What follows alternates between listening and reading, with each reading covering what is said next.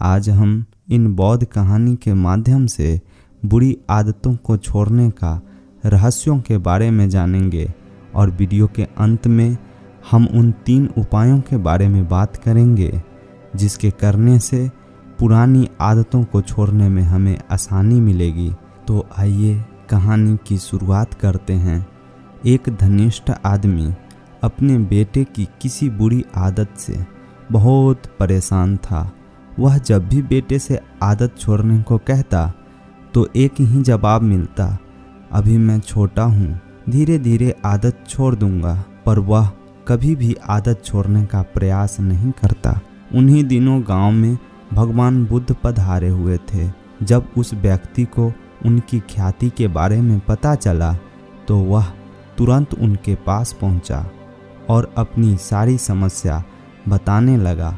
भगवान बुद्ध ने उनकी सारी बातें को सुनी और कहा, ठीक है, आप अपने बेटे को कल सुबह बगीचे में लेकर आइए, वहीं मैं आपको उपाय बताऊंगा। अगले दिन सुबह दोनों पिता पुत्र बगीचा में पहुंचे।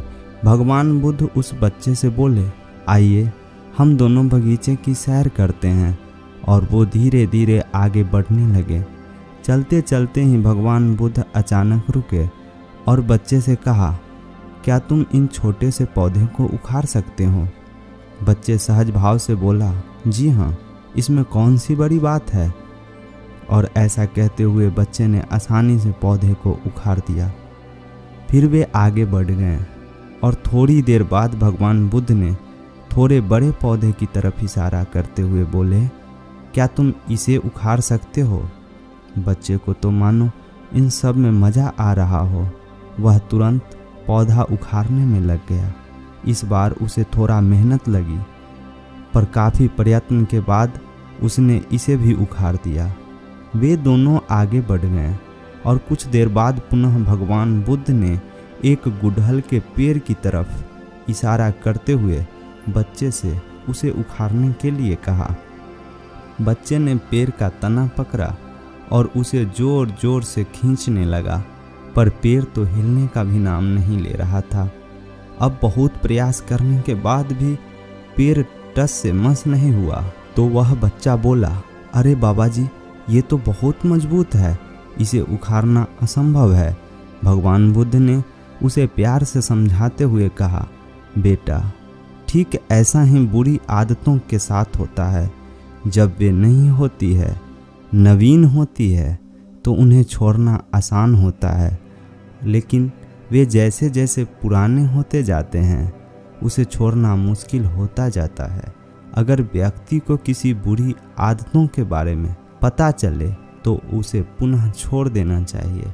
अगर तत्काल बुरी आदतों को छोड़ा नहीं गया तो वह आदत विशाल पेड़ की तरह हो जाता है जिसे छोड़ना आसान नहीं होता। यह सुन वह बच्चा भगवान बुद्ध की सारी बातें को समझ गया और सारे बुरी आदत छोड़ने का निश्चय किया।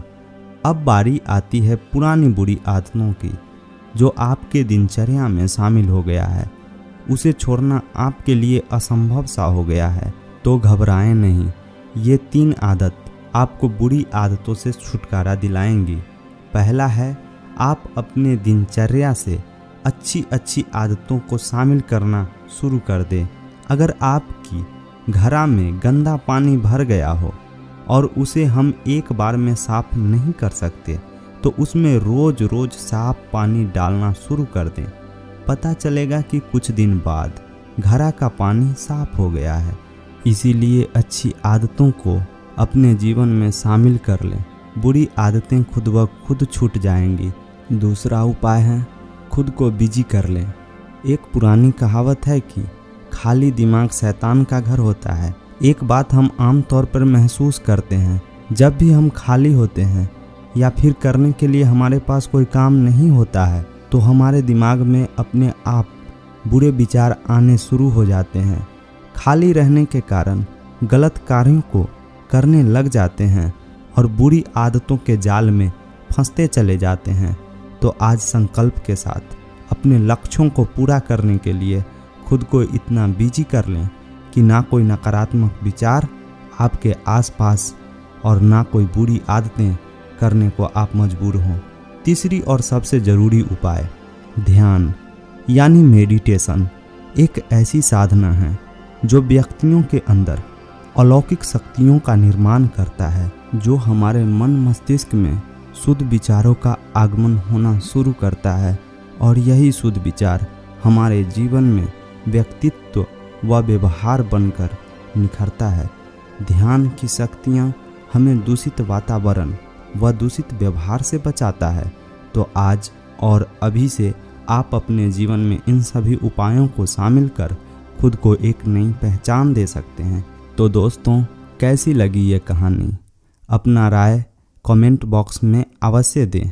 अगर मेरा कहानी आपके दिल को थोड़ा भी छू गया हो तो मेरे चैनल को सब्सक्राइब ज़रूर कर लें और हाँ, साथ में बेल आइकन को ज़रूर दबाना, क्योंकि मेरा कोई भी वीडियो आप तक सबसे पहले पहुँचे। धन्यवाद।